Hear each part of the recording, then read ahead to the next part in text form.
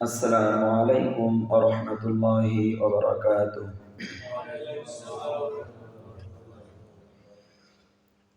نحمده ونستعينه ونستغفره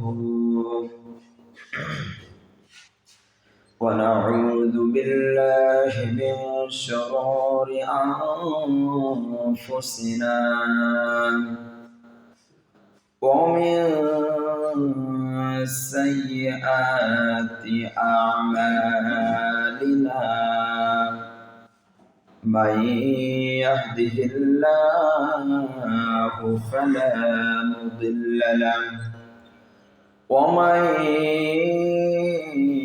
يضلل الله فلا هادي له ونشهد أن لا إله إلا الله وحده لا شريك له ونشهد أن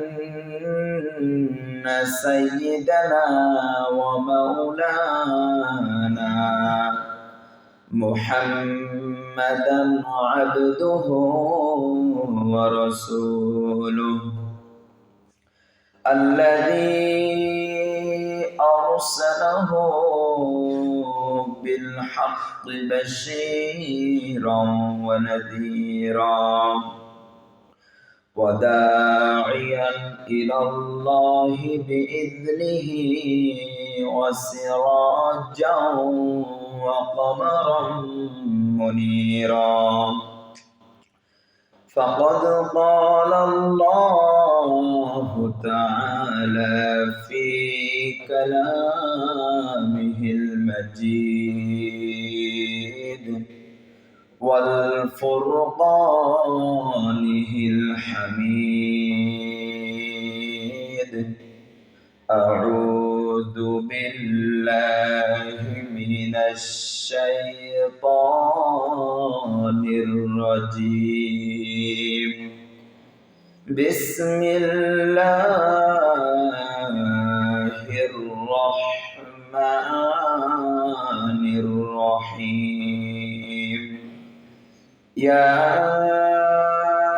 أيها الذين آمنوا صلوا عليه وسلموا تسليما اللهم صل على محمد وعلى آل محمد كما صليت على إبراهيم وعلى آل إبراهيم إنك حميد مجيد اللهم بارك على محمد وعلى آل محمد كما باركت على إبراهيم وعلى آل إبراهيم إنك حميد مجيد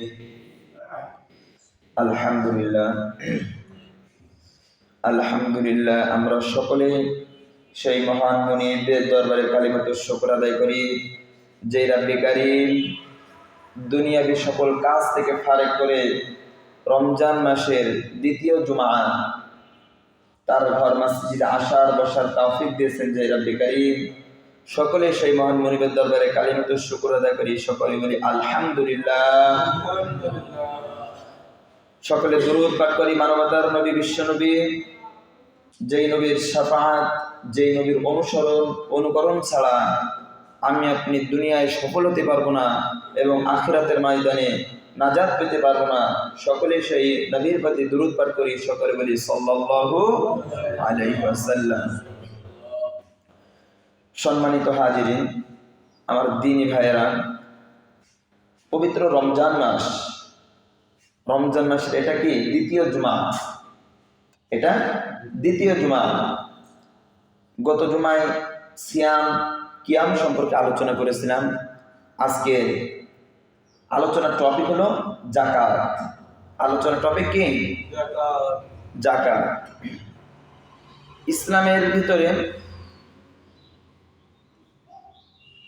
ইসলামের ভিতরে ইমান ও সালাতের পরেই জাকাতের স্থান দেওয়া হয়েছে। স্তম্ভ ইসলামের ভিতরে প্রথম কি ইমান আনতে হবে। কেউ যদি ইমান না আনে, যদি আল্লাহকে বিশ্বাস না করে, কালিমা না পড়ে, আল্লাহর প্রতি আখিরাতের প্রতি বিশ্বাস না করে যদি সে আমল করে, সে যদি নামাজ পড়ে, রোজা রাখে, হজ করে, জাকাত দেয়, তার এই আমল আল্লাহ তাআলার দরবারে কবুল হবে না। তাহলে প্রথম কি ইমান, দ্বিতীয় কি ইমান আনার পরেই একটি মানুষের কর্তব্য দায়িত্ব হয়ে যায় কি সালাত কায়েম করা, নামাজ পড়া, নামাজ প্রতিষ্ঠিত করা। আর 2 নম্বরে হলো নামাজের পরে কি না, এইটা হলো আমরা সাধারণ মানুষ জানি যে নামাজের পরে রোজা, কিন্তু কোরআনুল কারীমে কোথাও নামাজের পরে সিয়ামের কথা বলা হয় নি।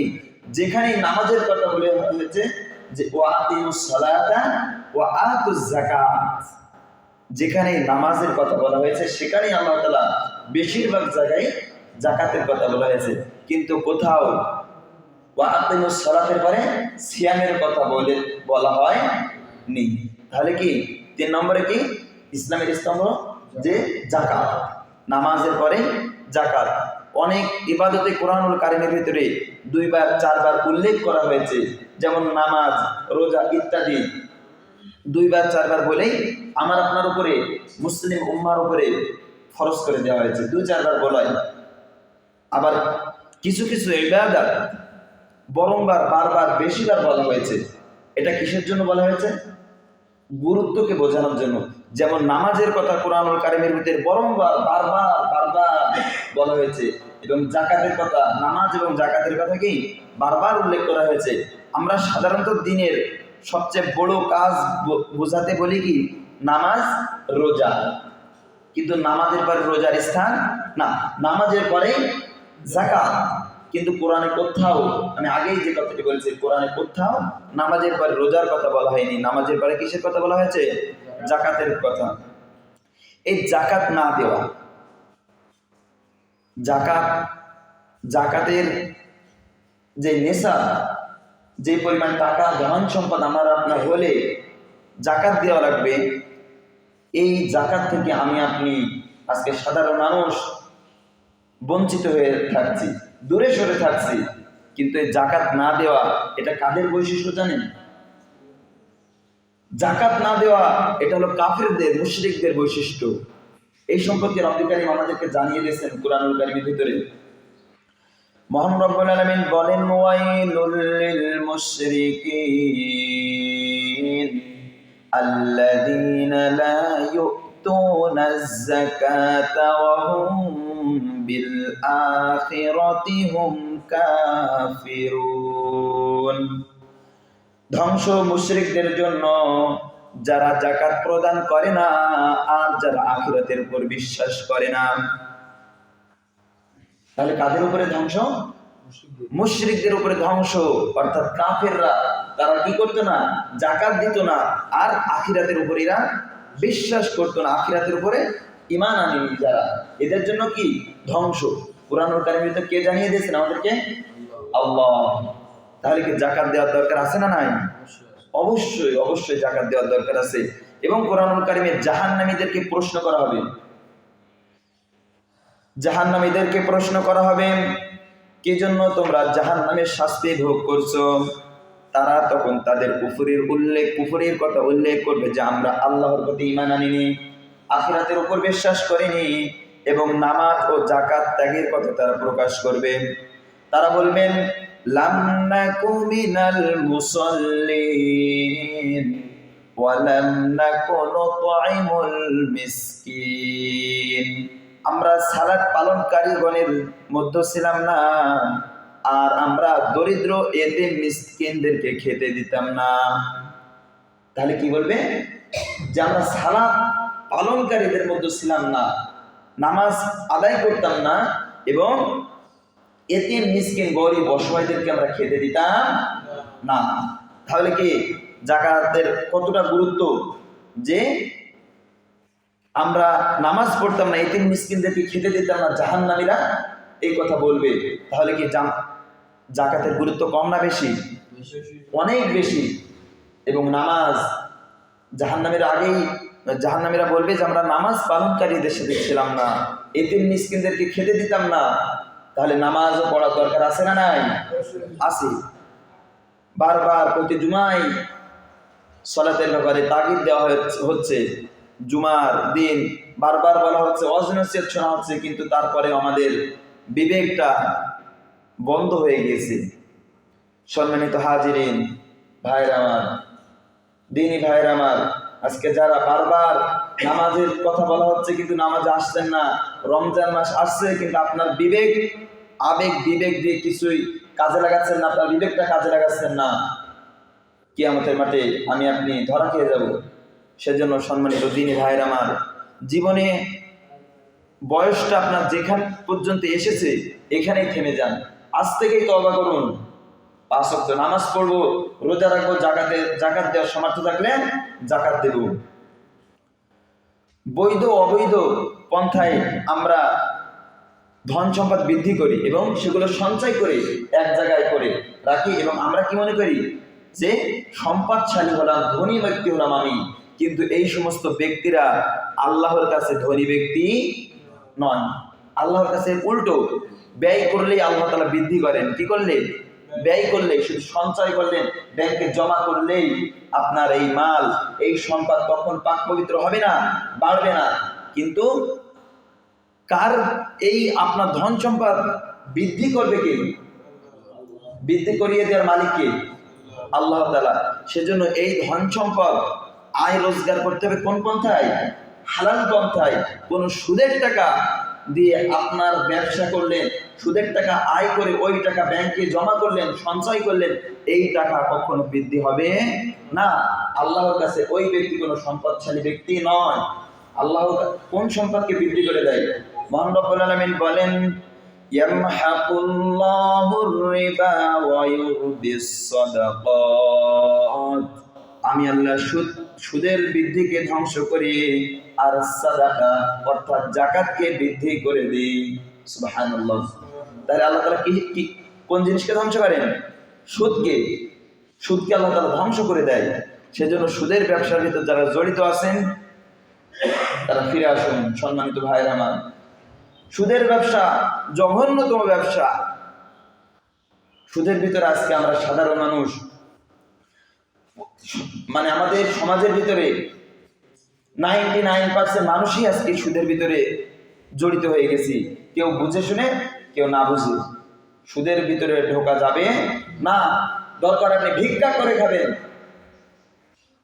ভ্যান চালিয়ে খান, তারপরেও সুদের কাছে মাথা নত করেন না, সুদের ব্যবসার ভিতর জড়িয়েন না। লোন দেওয়া এগুলো থেকে বিরত থাকেন। সম্মানিত হাজিরিন, সুদের ব্যবসার ভিতরে কখনো আপনার ওই টাকা লাভ হবে না, বৃদ্ধি হবে না। মহান রব্বুল আলামিন অন্যত্র আয়াতে বলেন, ওয়ামা আতাইতুম মির রিবাল লিয়ারবুয়া ফি আমওয়ালিন নাস ফালা ইয়ারবু ইনদাল্লাহ ওয়ামা আতাইতুম মিন যাকাতিন তুরদুনা ওয়াজহাল্লাহ من زكاة تريدون وجه الله فأولئك هم المضعفون। এবং তোমরা মানুষের সম্পদ বৃদ্ধির জন্য যে বৃদ্ধি অর্থাৎ সুদ প্রদান করো, আল্লাহর নিকট তা কখনো বৃদ্ধি হয় না। আর আল্লাহর সন্তুষ্টি অর্জনের জন্য তোমরা যে যাকাত প্রদান করো, সেই যাকাতই হলো বহুগুণ বৃদ্ধিকারী। মহান আল্লাহ, সুবহানাল্লাহ। আগেই যে কথা বললাম যে কখনো সুদকে আল্লাহ তাআলা বৃদ্ধি করেন না, এবং আল্লাহ তাআলা খুশির জন্য, সন্তুষ্টির জন্য যে যাকাত দিই, এই যাকাত দেওয়ার কারণে আমাদের ধন সম্পদ, মাল সম্পদকে বৃদ্ধি করে দেন। চিল্লায় বলেন তিনি কে? আল্লাহ। এই কথা আল্লাহ তাআলাই বলে দিয়েছেন কোরআনুল কারীমে। আল্লাহ তাআলা কি সত্যের বিরুদ্ধে কোনো কথা বলেন? মিথ্যা কোনো কথা বলেন? কোরআন সত্য না মিথ্যা? অবশ্যই সত্য। আর কোরআন কার কথা? আল্লাহর কথা। এই কোরআনের ভিতরে অন্য কারোর কোনো কথা নাই। সম্মানিত হাজিরিন, আমার দ্বীনি ভাইরা, তিনটি বিষয় নবী করিম সাল্লাল্লাহু আলাইহি ওয়াসাল্লাম হাদিস শরীফের ভিতরে বলছেন যে তিনটি বিষয় আমি শপথ করে বলছি। কয়টি বিষয়? তিনটি বিষয়। কথাগুলো খুব সুন্দর করে শুনতে হবে মনোযোগের সাথে, এবং কথাগুলো আমার আপনার ইয়াদ রাখতে হবে, মনে রাখতে হবে, যাতে আমার আপনার দুনিয়ার জীবন, পার্থিব জীবনে চলতে গিয়ে এই সমস্ত কাজের ভিতর যদি জড়িয়ে যায়, তওবা করে ইস্তেগফার করে ওই কাজ থেকে ব্যাকটান দিতে হবে, চলে আসতে হবে।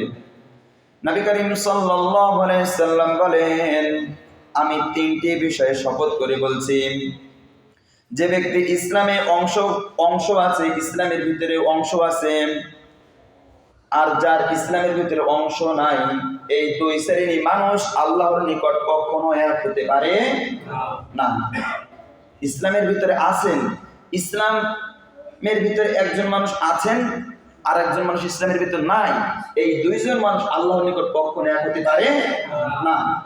সহজ জিনিস আর কঠিন জিনিস কখনো এক হয় না।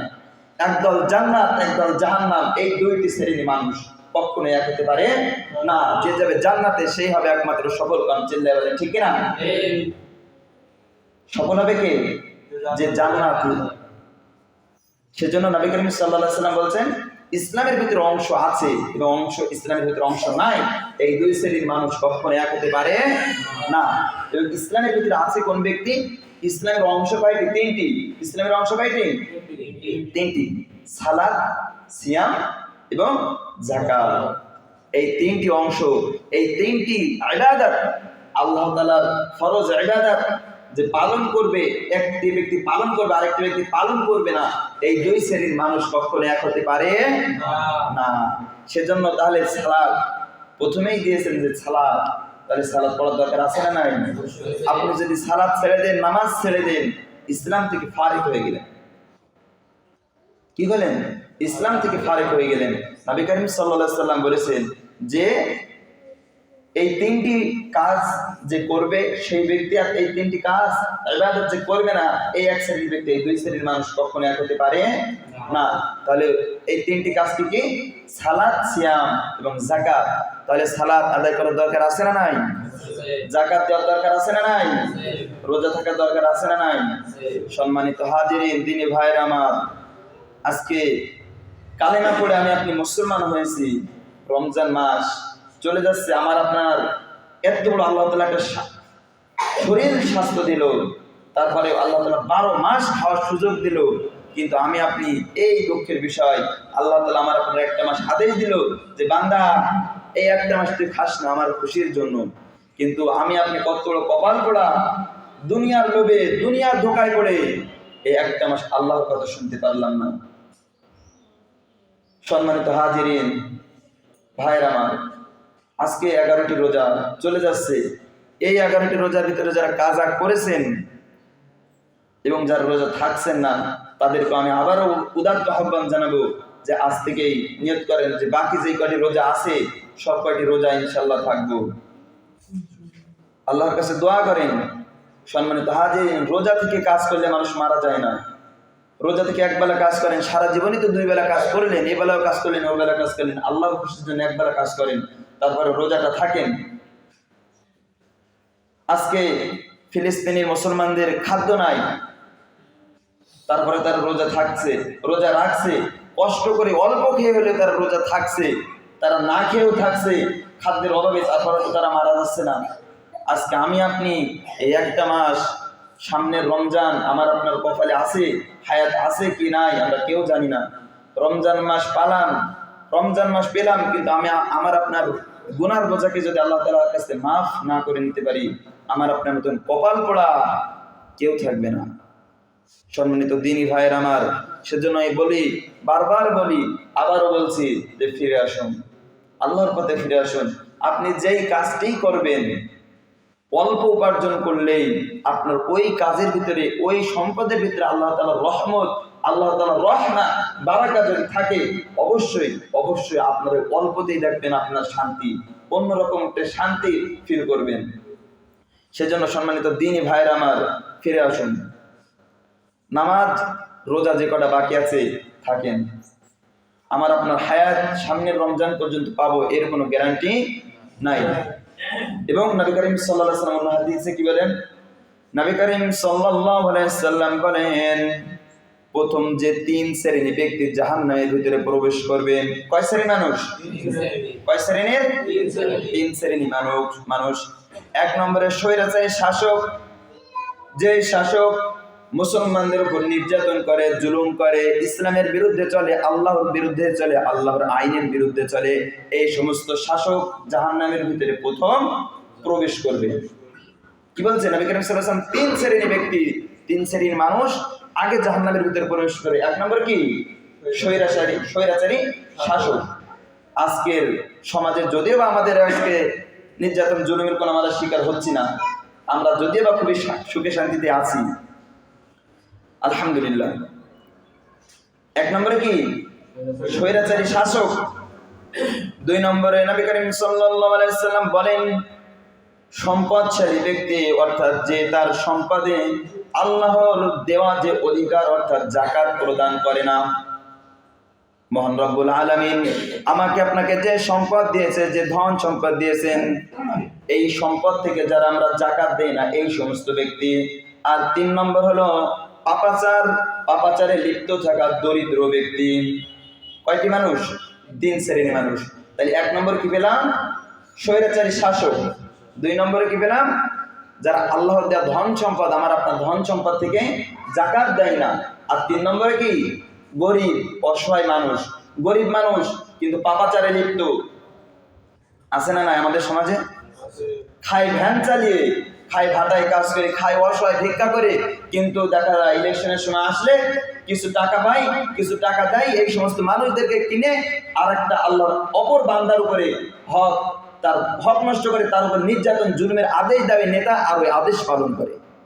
আছে না নাই? আছে। আমাদের সমাজের ভিতরে 1 শ্রেণীর মানুষ আছে যে গরিব অসহায়, ঘর বাড়ি ছোটখাটো, খাওয়া দাওয়া জোটে না, একবেলা আয় না করলে খাওয়া জোটে না, পেটে ভাত জোটে না, ওই মানুষ আরেকটি মানুষের পিছনে ঘুরেই সে কি করে? বড়াই দেখায়।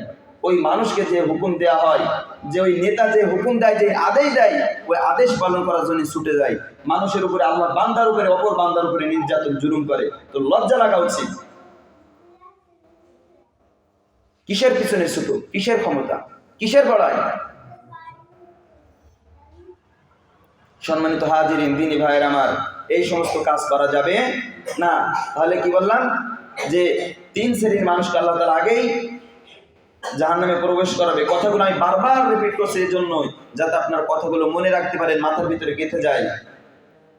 সেজন্য আমাদের যাদের ধন সম্পদ থেকে যাকাত দেওয়ার সামর্থ্য হয়েছে, সম্মানিত ভাইয়ের আমার, আমাদের যাকাত দেওয়ার দরকার আছে না নাই? আজকে আলোচনার টপিক কি? যাকাত। যাকাত যারা দেবে না, যাকাত যারা গরিব অসহায়দের মাঝে দিয়ে দেবে না, তাদের শাস্তি এবং আমাদের কি কি সমস্যা হতে পারে, এই সম্পর্কে ইনশাআল্লাহ আলোচনা করব। যাকাতের টপিক, যাকাতের বিষয় আসলে অনেক বিশদ। একটি জুমায় এরকম 20 মিনিট 25 মিনিটে শেষ করা সম্ভব নয়। সেজন্য যতটুকু পারি ইনশাআল্লাহ আপনাদেরকে বলার চেষ্টা করব। সম্মানিত হাজিরিন, যাকাত প্রদান থেকে যে মুসলিম বিরত থাকবে এবং যাকাত প্রদান করতে, যাকাত দিতে যে মুসলিম আল্লাহর বান্দা তালবাহানা অর্থাৎ দ্বিধাবোধ করবে, ঢিলামিশি করবে, এদের সম্পর্কে নবী করিম সাল্লাল্লাহু আলাইহি ওয়াসাল্লাম কি বলেন? তার মালউন, অভিশপ্ত ব্যক্তি। তারা কি? অভিশপ্ত ব্যক্তি। হযরত আব্দুল্লাহ ইবনে মাসউদ রাদিয়াল্লাহু তাআলা আনহু বলেন, সুদ গ্রহণকারী ব্যক্তি, সুদ প্রদানকারী ব্যক্তি, সুদের লেখক, সুদের সাক্ষীদ্বয় যদি তা জেনে শুনে করে, অর্থাৎ আপনি সুদ দিচ্ছেন জেনে শুনে, সুদের টাকা হিসাব করছেন জেনে শুনে, সুদের সাক্ষী থাকছেন জেনে শুনে, এই সমস্ত ব্যক্তি, এবং সৌন্দর্যের জন্য যে নারী নিজের দেহে উল্কি কাটে, অর্থাৎ আমাদের সমাজ এখন যেটাকে কি বলে? ট্যাটু। কি? ট্যাটু করে, এবং অপর নারীকে, অপর মানুষকে তার শরীরে ট্যাটু এঁকে দেয়, এবং যাকাত প্রদানের যে ব্যক্তি তালবাহানা করে, দ্বিধাবন্ধ করে, অর্থাৎ বিরত থাকে, এবং যে ব্যক্তি হিজরত করার পরে আবার বেদুইনদের যাযাবার অর্থাৎ বেদুইনদের সমাজে ফিরে যায়, এই সকল ব্যক্তিকে কিয়ামতের দিন নবী করিম সাল্লাল্লাহু আলাইহি ওয়াসাল্লামের জবানিতে বলেন তারা অভিশপ্ত ব্যক্তি, অর্থাৎ তারা মালউন। নাউযুবিল্লাহ। কি বলছেন নবী করিম সাল্লাল্লাহু আলাইহি ওয়াসাল্লাম? আব্দুল্লাহ ইবনে মাসউদ রাদিয়াল্লাহু তাআলা আনহু বর্ণিত, যে সুদ গ্রহণকারী ব্যক্তি, সুদ গ্রহণকারী ব্যক্তি, সুদ প্রদানকারী ব্যক্তি, সুদের লেখক, সুদের সাক্ষী দেয়, এই সমস্ত এরা যদি জেনে শুনে করে এবং নিজের শরীরের সৌন্দর্য করার জন্য যে সমস্ত নারীরা দেহে উল্কি কাটে, অর্থাৎ ট্যাটু আঁকায়, আমাদের এখন যেটাকে বলে ট্যাটু, সৌন্দর্যের জন্য ট্যাটু করে এবং অপর নারীকে, অপর মানুষকে ট্যাটু আঁকিয়ে দেয়, এই সমস্ত ব্যক্তিরা এবং জাকাত প্রদানে যারা দ্বিধাবোধ করে, তালবাহানা করে, জাকাত প্রদান থেকে যারা বিরত থাকে এবং হিজরত করার পরে যে ব্যক্তি বেদুইনদের জীবনে আবার ফিরে যায়, এই সমস্ত ব্যক্তিরা কিয়ামতের দিন নবী করিম সাল্লাল্লাহু আলাইহি সাল্লাম বলেন এরা হলো কি অভিশপ্ত। আল্লাহ তাআলা আমাদের সকলকে এই সমস্ত সুদের লেনদেন, আমাদের মেয়ে সন্তানদের এবং আমাদের শরীর ট্যাটু আঁকা থেকে, এই সমস্ত পাপাচার খারাপ কাজ থেকে আল্লাহ তাআলা বিরত রাখুক, সকলে আমিন। সম্মানিত হাজিরিন, দিনে ভাইরা আমার, তাহলে কি জাকাতের কথা এই হাদিসের ভিতরেও কি পাওয়া গেল কি গেল না? পাওয়া গেছে কি যায় নাই? তাহলে কি জাকাত প্রদান করতে, যারা জাকাত দিতে দ্বিধাবোধ করবে, তালবাহানা করবে, তাদেরকে কি বলা হয়েছে? অভিশপ্ত ব্যক্তি তারা। তাহলে জাকাত দেওয়ার দরকার আছে না নাই? অবশ্যই অবশ্যই। জাকাতের গুরুত্ব আল্লাহ তাআলা বারবার কোরআনুল কারীমের ভিতরে জাকাতের কথা বলেছেন। সেজন্য আমাদের যারা জাকাত দেওয়ার সামর্থ্য আছে, অবশ্যই আমরা যেন জাকাত আদায় করে দিই। সম্মানিত হাজিরিন, এবং এই জাকাত সম্পর্কে আল্লাহ তাআলা কোরআনুল কারীমের ভিতরে কি বলছে? আমরা যারা ধন সম্পদ জাকাত দিচ্ছি না, ব্যাংকে সঞ্চয় করে রাখছি, ব্যাংকে জমা করে রাখছি, আল্লাহ তাআলা কি বলছেন? মহান রব্বুল আলামিন বলেন ওয়ালা ইয়াহসাবান্নাল্লাযীনা ইয়াবখালুনা বিমা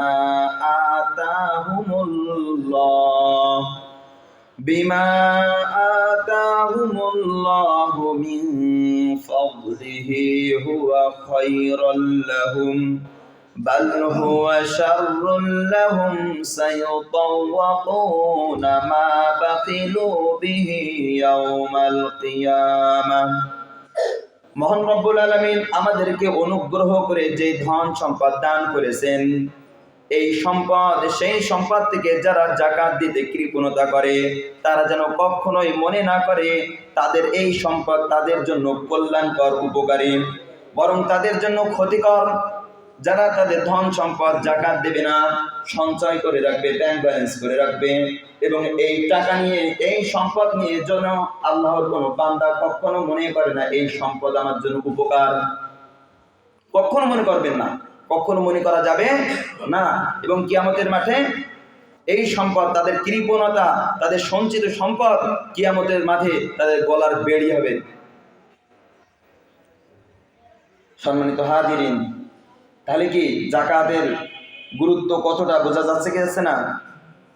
কঠিন শাস্তি যদি আমি আপনি জাকাত আদায় না করি। এই সম্পদ আমার আপনার সম্পদ, আমার আপনার কাছে দিয়েছেন কে? আল্লাহ। এবং আল্লাহ তাআলা বলছেন এই সম্পদ থেকে তোমরা জাকাত দাও, তোমাদের সম্পদের ভিতরে গরিবের হক রয়েছে, এই হক তোমরা আদায় করে দাও। সম্মানিত হাজিরিন, এই হক যদি আমি আপনি আদায় না করি, তাহলে আমার আপনার কিয়ামতের দিন আসামির কাঠগড়ায় দাঁড় করাবেন কি করবেন না? অবশ্যই আসামির কাঠগড়ায় আমার আপনার দাঁড়াতে হবে। সম্মানিত হাজিরিন, কিছু কিছু পাপ রয়েছে, হাদিসের আলোকে জানা যায় যে কিছু কিছু পাপ রয়েছে যেগুলো শুধু আখিরাতেই নয়, দুনিয়ার বুকেও ওই সমস্ত পাপের বোঝা আমাদেরকে বইতে হয়, বহন করতে হয়, এবং এই পাপের কারণে আমাদের সমাজের ভিতরে রব্বুল আলামিন আযাব, গজব দিয়ে থাকেন। আর এই আযাব গজবের শিকার আমাদের সকলকে, আমাদের সমাজের সকলকেই শিকার হতে হয়। এই সম্পর্কে নবী করিম সাল্লাল্লাহু আলাইহি সাল্লাম কি বলছেন? তার ভিতরে একটি অন্যতম পাপ হলো জাকাত প্রদানে যারা তালবাহানা করে, জাকাত প্রদানের থেকে যারা বিরত থাকে, এই সমস্ত মানুষ অন্যতম কারণ। সমাজের ভিতরে শুধু আপনি আখিরাতের ময়দানে যে এই জাকাত না দেওয়ার কারণে শাস্তি পাবেন এমনটা নয়, জাকাত না দেওয়ার কারণে আমাদের সমাজের বুকেও এই ক্ষতি, এই আযাব গজব আমাদের ভিতরেও দেবেন। 5টি কথা বলেছেন নবী করিম সাল্লাল্লাহু আলাইহি ওয়াসাল্লাম। এই 5টি কথা শুনেই, হাদিসটি শুনে আমরা ইনশাআল্লাহ কথা শেষ করব। নবী করিম সাল্লাল্লাহু আলাইহি ওয়াসাল্লাম বলছেন, 1 নম্বর, যখন কোনো সম্প্রদায়ের মধ্যে সমাজের মধ্যে অশ্লীলতা এমনভাবে ছড়িয়ে পড়ে যে তারা প্রকাশ্য অশ্লীলতায় লিপ্ত থাকে, তখন তাদের মতো এমন কোনো রোগ ব্যাধি আমাদের সেই সমাজের ভিতরে ছড়িয়ে দেওয়া হয় যা তাদের কোনো পূর্বপুরুষদের ভিতরে ওই রোগ ব্যাধি ছিল না। এক নম্বরে কি? অশ্লীলতা। অশ্লীলতা আজকে আমাদের সমাজের বুকে আছে না নাই? আজকে আমাদের সমাজের ভিতরে অশ্লীলতা আছে না নাই? বেহায়াপনা আছে না নাই? নগ্নতা আছে না নাই? আছে। সম্মানিত হাজিরিন, এইভাবে যদি আমি আপনি সমাজের বুকে চলি, তাহলে ওই সমাজের ভিতরে আল্লাহ তাআলা এমন এমন আযাব গজব রোগ ব্যাধি দেবে, ছড়িয়ে দেবে, যেই রোগ ব্যাধি তাদের পূর্বপুরুষরা অর্থাৎ আমাদের বাপ চাচারা বাপ দাদারা ওই সমস্ত রোগ ব্যাধির শিকার ছিল না। আজকে আমাদের সমাজে আছে না নাই? ক্যান্সারের হার কি পরিমাণে বেড়েছে! প্রচুর পরিমাণে আমাদের ক্যান্সারের হার বেড়েছে। আবার আগেই চলে গেল কি করোনা ভাইরাস, বিভিন্ন সময় বিভিন্ন আমাদের মহামারী আসছে না আসছে না? রোগ ব্যাধি মানুষের হচ্ছে না? হার্টের সমস্যাগুলো, মানুষের এত পরিমাণ হার্টের রোগ বেড়ে গিয়েছে, হার্টের সমস্যা হলে ঋণ পাল্টাতে হচ্ছে, ঋণ করাতে হচ্ছে। এই সমস্ত রোগ ব্যাধি কিসের জন্য? আজকে আমাদের কামাই, আজকে আমাদের অশ্লীলতা বেহায়াপনার জন্য আল্লাহ তাআলা এগুলো দিচ্ছেন। 2 নম্বর, যখন কোনো সম্প্রদায় ওজনে কম দেবে এবং ভেজাল দেবে, খাদ্যে ভেজাল দিতে থাকে, তখন তারা দুর্ভিক্ষ অর্থাৎ এবং দুর্ভিক্ষর ভিতরে এবং জীবনযাত্রার কাঠিন্য প্রশাসনের ক্ষমতাশীলদের অত্যাচারের শিকার হবে। সম্মানিত হাজিরিন, যদিও বা আমাদের সমাজে এখন মনে হয় নাই, আছে না নাই? কথা বলছেন না কিসের জন্য আপনারা? কথা যদি না বলেন বুঝি কেমন যে আমাদের সমাজের ভিতরে আজকে ভেজাল দেওয়া আছে না নাই? ওজনে কম দিচ্ছে কি দিচ্ছে না? আর আমাদের সমাজে এই যে দুর্ভিক্ষ আসছে না? আজকে শুধু একটা মহল্লার মসজিদের মেম্বার থেকে ঘোষণা আসছে না যে দুর্ভিক্ষ হবে, একটা গ্রামের মেম্বার ঘোষণা করছে না, আমাদের দেশের সংসদ থেকে কিন্তু একবার ঘোষণা আসছিল যে বাংলাদেশ খুব তাড়াতাড়ি অতি শীঘ্রই দুর্ভিক্ষর কবলে পড়তে পারে। সেজন্য সম্মানিত হাজিরিন, এই সমস্ত কাজ থেকে আমাকে আপনি বিরত থাকতে হবে। 1 গ্রাম 10 গ্রাম 1 কেজি 500 কম দিয়ে আপনি কতটুকু লাভবান হবেন? দুনিয়ায় কেউ দেখছে না, ওই ব্যক্তি দেখছে না, ওই মানুষ দেখছে না, কিন্তু একমাত্র দেখছেন তিনি কে? আল্লাহ তাআলা দেখছে না? আপনি মালে ভেজাল দিলে ঘরের ভিতর চুরি করে ভেজাল দিচ্ছেন, ওজনে চুরি করে কম দিচ্ছেন, দুনিয়ার কেউ দেখুক আর না দেখুক একমাত্র দেখছেন তিনি কে? তাহলে কম দেওয়া যাবে না। সম্মানিত হাজিরিন, আল্লাহ তাআলা আমাদের সকলকে এই ওজনে কম দেওয়া থেকে এবং খাদ্যে ভেজাল দেওয়া থেকে বিরত রাখুন সকলে, আমিন। 3 নম্বর পয়েন্ট, যদি কোনো সম্প্রদায়ের মানুষেরা যাকাত প্রদান না করে, কি যাকাতের কথা আবারও চলে এসেছে, কি করে? যাকাত যদি প্রদান না করে তাহলে ওই সম্প্রদায় অনাবৃষ্টির শিকার হবে, তাদেরকে কোনো বৃষ্টিতে হবে না। যদি আমাদের সমাজের ভিতরে পশু পাখি না থাকতো, আল্লাহ তাআলা তাহলে আমাদেরকে বৃষ্টি দিতেন না, যদি আমরা যাকাত আদায় না করি।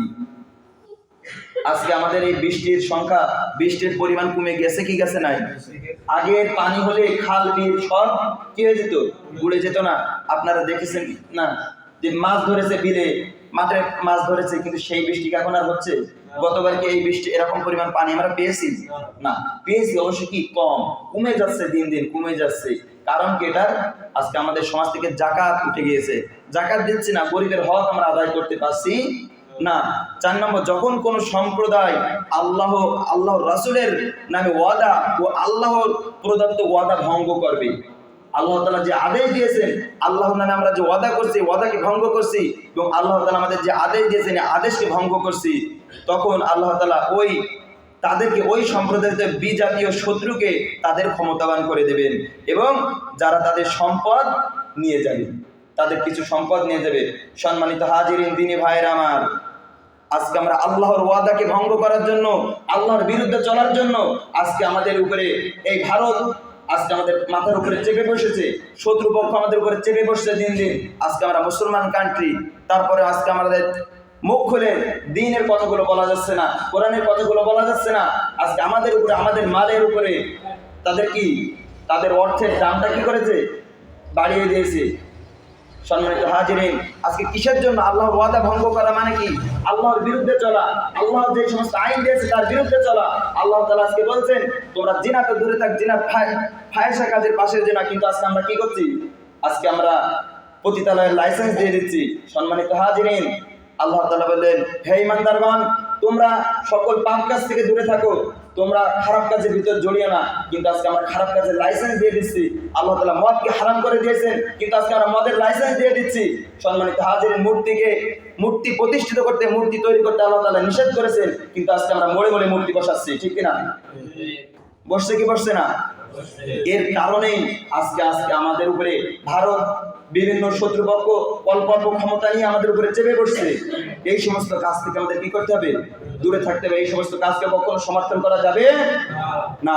5 নম্বর কারণ, আর যদি কোনো সম্প্রদায়ের শাসকবর্গ অর্থাৎ নেতাগণ আল্লাহর কিতাব অনুযায়ী শাসন না করে এবং আল্লাহর বিধান সঠিক অনুযায়ী প্রতিষ্ঠা করার চেষ্টা না করে, তখন আল্লাহ তাআলা তাদের মধ্যে পরস্পরের মধ্যে শত্রুতা বিরোধিতা তৈরি করে দেয়। কি করে দেয়? শত্রুতা বিরোধিতা তৈরি করে দেয়। দিচ্ছে কি দিচ্ছে না? আমাদের ভিতরে আজকে মুসলমান, আমিও মুসলমান, আওয়ামী লীগ করি মুসলমান, আপনি জামাত ইসলাম করেন মুসলমান, বিএনপি করছেন মুসলমান, কিন্তু আমাদের ভিতরে আজকে দ্বিধাদ্বন্দ্ব আছে না নাই? আছে না নাই? কিসের জন্য আজকে এই দ্বিধাদ্বন্দ্বগুলো? কিসের জন্য আজকে?